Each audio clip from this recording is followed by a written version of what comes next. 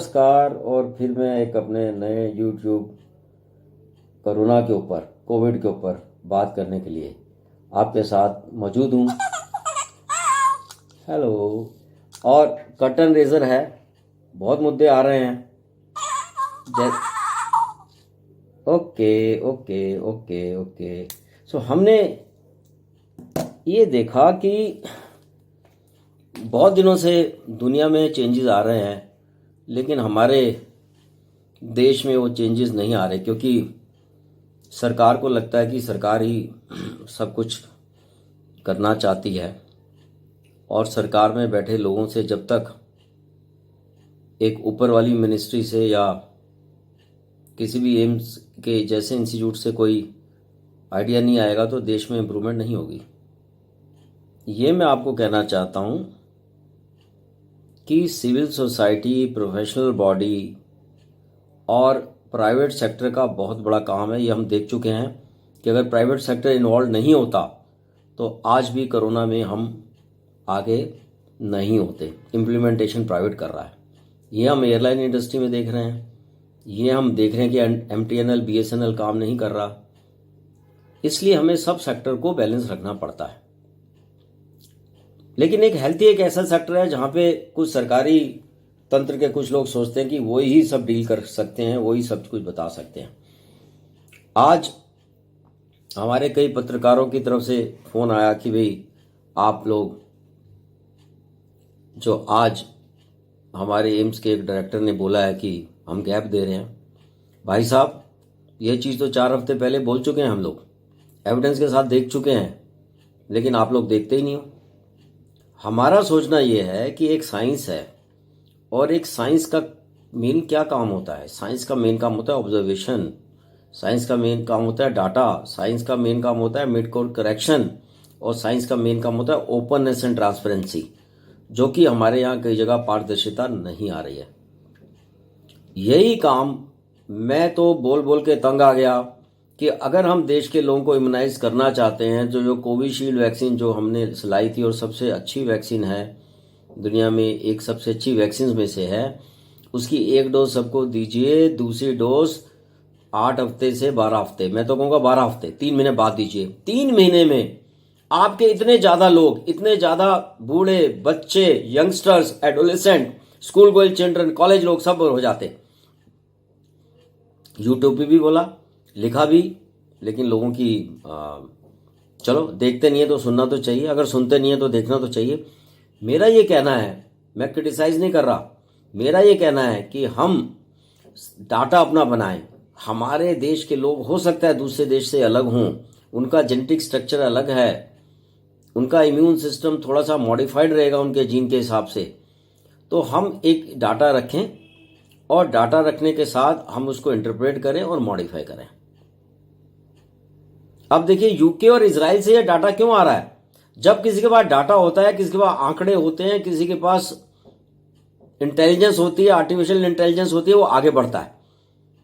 Third phase 3 trial में ये देखा गया था कि हमने 2 डोज दी हैं और हमने 2 डोज देने के बाद हमें एंटीबॉडीज आती हैं, लेकिन कई लोगों की जो आधी डोज लगी थी या जिन लोगों की दूसरी डोज डिले हो गई थी, उनमें भी देखा गया कि उतनी अच्छी एंटीबॉडीज आती। तो जब उनमें इतनी अच्छी एंटीबॉडीज आ रही हैं, वैसे भी हम कहते हैं 4 to 8 वीक्स, 8 वीक को तो हम वैसे ही ले जाते हैं। अब 8 से 12 वीक में नॉर्मली हम लोग नहीं जाते, क्योंकि हम ये चाहते हैं कि 8 हफ्ते तक दूसरी डोज ले ली जाए ताकि उसका एडिक्वेट रिस्पॉन्स आ लिया जाए। लेकिन इसमें यह देखा जा रहा है कि अगर हम इसको 12 हफ्ते तक लेंगे, अब तो मैं 8 हफ्ते की बात ही नहीं कर रहा, 6 से 8 हफ्ते की बात ही नहीं कर रहा, मैं 12 हफ्ते की बात कर रहा हूं। भाई साहब, अगर एक वैक्सीन आपने जनवरी में दी और दूसरी वैक्सीन अप्रैल में ली, वो ज्यादा असरदार होगी। इस बीच में हम अपने बाकी दोस्तों को, बाकी कोलीग्स को कर लेंगे। तो बार बार हम चिल्ला के बोल रहे हैं एक आदमी की 2 वैक्सीन लेनी 1 महीने के अंदर और 3 महीने में 1 वैक्सीन लेनी एक बराबर है। तो किसके लिए क्या स्ट्रेटजी अच्छी रहेगी? हम 3 महीने में 1 वैक्सीन लें, 12 हफ्ते, हम 8 हफ्ते नहीं कह रहे, 12 हफ्ते। देखना थोड़े दिन में सरकार कह देगी 12 हफ्ते में ले लो।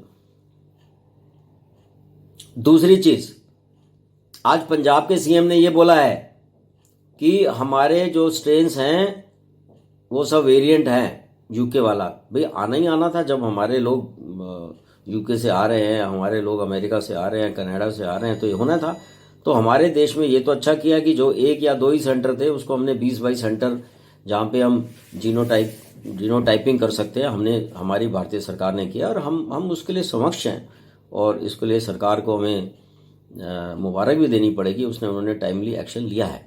लेकिन जितने लोग आ रहे हैं, ये कोविड बढ़ रहा है, स्पेशली 5 स्टेट्स में ज़्यादा या महाराष्ट्र में सबसे ज़्यादा, इसमें हमें स्ट्रेन्स का भी पूरा सब टाइपिंग और टाइपिंग जेनेटिक कोडिंग बिल्कुल देखनी पड़ेगी। क्योंकि ये जेनेटिक कोडिंग के बाद अगर हम इम्यूनाइजेशन लगा रहे हैं तो हमने इम्यूनाइजेशन में भी बदलाव लाना पड़ेगा।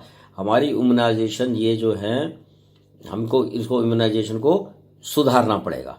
नहीं तो ये जो भी वेरिएंट आ रहे हैं उसके अंदर इम्यूनाइजेशन का असर कम है। ये नहीं कि नहीं है, इम्यूनाइजेशन का असर कम है। तीसरी बात, पहली बात तो हो गई कि वैक्सीन के और पहली और दूसरी डोज में 12 हफ्ते का गैप सबसे अच्छा गैप है। 8 हफ्ते का भी नहीं, 12 हफ्ते का। दूसरी बात है, वेरिएंट को हमने बार बार देखना पड़ेगा, उसको फॉलो करना पड़ेगा, उसको हम इग्नोर नहीं कर रहे। तीसरा कि ये हम वैक्सीन ले रहे हैं तो हम क्या लाइफ लॉन्ग इम्यून हो गए? बिल्कुल नहीं।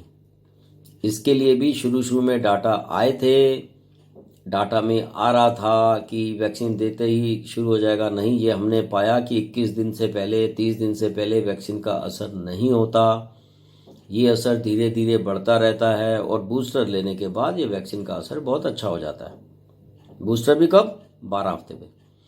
अब ये कब तक रहता है? ये रहता है, अभी तक देखा गया है कि ये एवरेजली 6 महीने तक आपके साथ रहता है।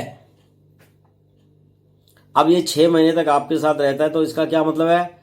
इसका ये मतलब है कि या इन बीच में अगर आपको सब क्लिनिकल इन्फेक्शन कोरोना का हो गया, या अगर कोरोना पूरे हमारे लोगों के बीच में फैल गया या वायुमंडल में फैल गया, तो हमारे को ये कोरोना वायरस जो है हमारे को एज ए इम्यूनिटी और बूस्टर काम करता रहेगा, जिसको हम सब क्लिनिकल इन्फेक्शन बोलते हैं।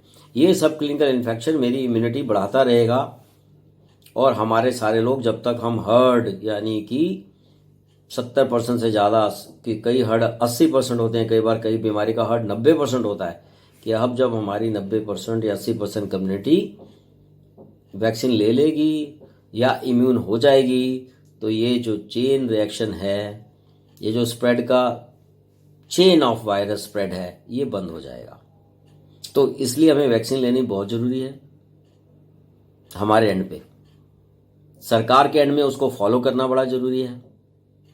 और तीसरा, सरकार और सिविल सोसाइटी के एंड पे हमारे को डाटा आना चाहिए, जो कि हमारे देश से रोबस्ट डाटा अभी पब्लिक डोमेन में नहीं आ रहा है, जो बार बार मैं डिमांड कर रहा हूं पिछले 3 महीने से कि सरकार को हाथ जोड़ के गुजारिश है, चाहे ICMR हो गया, चाहे नीति आयोग हो गया, ये उनकी प्रॉपर्टी नहीं है, ये देश की प्रॉपर्टी है। अच्छे इंटेलिजेंट लोग जो सरकार में नहीं बैठे, ये भी आपकी काम कर सकते हैं।